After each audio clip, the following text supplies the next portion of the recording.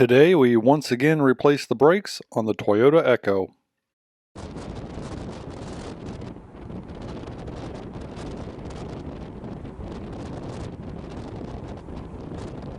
We'll start by taking off the tire.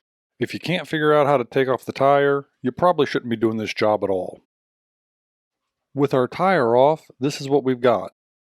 Our rotor and our caliper and our brake pads are under the caliper. To get the caliper off, we need to remove these two bolts right here. This is going to take a 14mm socket. Those two bolts are out.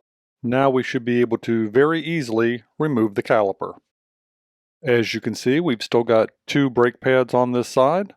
You just kind of have to work with them and kind of pry them up out of there without damaging the rotor.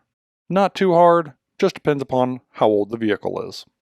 The old brake pads are out, and this is what it should look like. We'll be replacing the old brake pads with these new ones from Duralast. This is what the old brake pads look like, and this is what our new brake pads look like. Once the old brake pads are out, simply put the new ones in their place.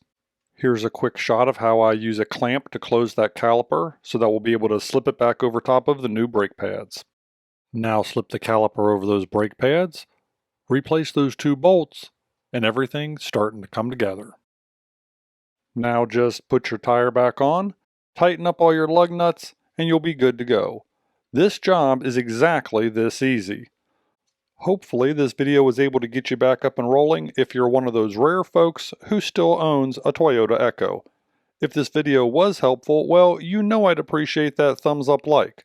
Feel free to leave a comment below letting me know the year of your Echo and how long you've owned it. Check out some of our other videos for other tips on Toyota Echo repair.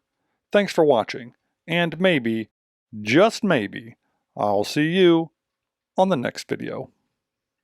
If you enjoy videos about the randomness of our amazing world, consider clicking on the globe to subscribe, or maybe checking out one of the other videos right here.